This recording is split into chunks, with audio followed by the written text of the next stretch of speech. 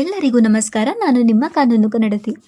ಕಳೆದಂತಹ ಒಂದು ವಿಡಿಯೋದಲ್ಲಿ ನಾವು ರೀಟ್ಸ್ಗಳ ಬಗ್ಗೆ ಚರ್ಚೆ ಮಾಡ್ತಾ ಇದ್ವಿ. ಅದರೊಳಗೆ 2 ರೀಟ್ಸ್ಗಳಾದಂತಹ ಹೇಬಿಯಸ್ ಕಾರ್ಪಸ್ ಮತ್ತು ಮ್ಯಾಂಡಮಸ್ ರೀಟ್ಗಳ ಬಗ್ಗೆ ತಿಳ್ಕೊಂಡಿದ್ದೀವಿ. ಇಂದು ನಾವು ಉಳಿದಂತಹ 3 ರೀಟ್ಸ್ಗಳಾದಂತಹ ಪ್ರಾಹಿಬಿಷನ್, ಸರ್ಶ್ಯೂರರಿ ಮತ್ತು ಕೋವಾರೆಂಟ್ ರೀಟ್ಸ್ಗಳ ಉಪಯೋಗವನ್ನು ತಿಳಿದುಕೊಳ್ಳೋಣ.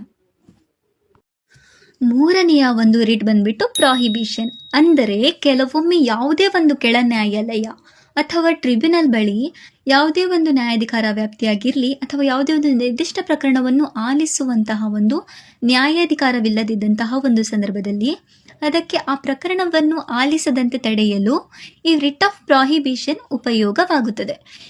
ಇದರ ಅರ್ಥ ಏನಪ್ಪಾ ಅಂತ ಅಂದರೆ ಟು ಪ್ರಾಹಿಬಿಟ್ ಅಂದರೆ ಹೈಕೋರ್ಟ್ ಅಥವಾ ಸುಪ್ರೀಂ ಕೋರ್ಟ್ ಲೋಯರ್ ಕೋರ್ಟ್ ಅಥವಾ ಒಂದು ಟ್ರಿಬ್ಯುನಲ್ಗಳಿಗೆ ತಡೆಯುತ್ತದೆ ಮತ್ತು ಈ ಪ್ರಕರಣವನ್ನು ಮುಂದೆ ಆಲಿಸದಂತೆ ತಡೆಯುತ್ತದೆ.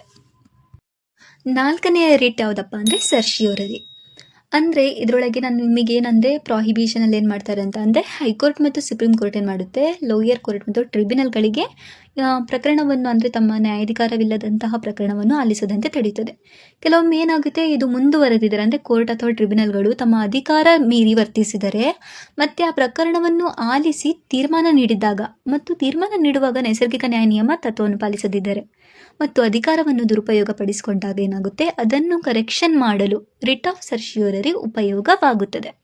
ಇದರ ಅರ್ಥ ಟು ಬಿ ಸರ್ಟಿಫೈಡ್ ಅಂದರೆ ಹೈಕೋರ್ಟ್ ಮತ್ತು ಸುಪ್ರೀಂ ಕೋರ್ಟ್ಗಳು ಕೆಳ ನ್ಯಾಯಾಲಯದ ಒಂದು ತಪ್ಪು ನಿರ್ಧಾರ ಅಥವಾ ತೀರ್ಮಾನವನ್ನು ಕ್ವಾಶ್ ಅಥವಾ ಕ್ಯಾನ್ಸಲ್ ಮಾಡುತ್ತದೆ. ಮತ್ತು ಕೊನೆಯ ಮತ್ತು 5ನೇ ರೀಟ್ ಬಂದ್ಬಿಟ್ಟು ಕೋವಾರೆಂಟೋ. ಇದರಲ್ಲಿ ನ್ಯಾಯಾಲಯವು ನೀನು ಯಾವ ಅಧಿಕಾರದ ಮೇಲೆ ಆ ಹುದ್ದೆಯ ಮೇಲೆ ಕುಳಿತಿದ್ದೀಯಾ ಎಂದು ಪ್ರಶ್ನಿಸುತ್ತದೆ.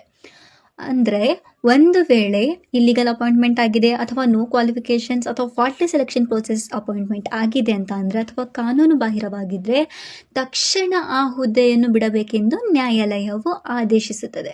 ಈ ಒಂದು ಕೋವಾರೆಂಟ್ ರೀಟ್ ಇದರ ಬಗ್ಗೆ ತಿಳಿಸುತ್ತದೆ. ಹೀಗೆ ಈ 5 ಪ್ರಮುಖ ರೀಟ್ಸ್ಗಳು ಭಾರತದಲ್ಲಿ ಯಾವುದೇ ವ್ಯಕ್ತಿಯ ಮೂಲಭೂತ ಹಕ್ಕುಗಳ ಉಲ್ಲಂಘನೆಯಾದರೆ ಅದನ್ನು ರಕ್ಷಿಸುವಲ್ಲಿ ಪ್ರಮುಖ ಪಾತ್ರವನ್ನು ನಿರ್ವಹಿಸುತ್ತವೆ. ಧನ್ಯವಾದಗಳು. ಇದನ್ನು ಆದಷ್ಟು ಹೆಚ್ಚು ಜನರಿಗೆ ತಲುಪಿಸಿ ಮತ್ತು ಇನ್ನಷ್ಟು ಹೆಚ್ಚು ಕಾನೂನು ವಿಷಯಗಳನ್ನು ತಿಳಿದುಕೊಳ್ಳಲು ಸಬ್ಸ್ಕ್ರೈಬ್ ಮಾಡಿ ಕಾನೂನು ಕನ್ನಡತಿ.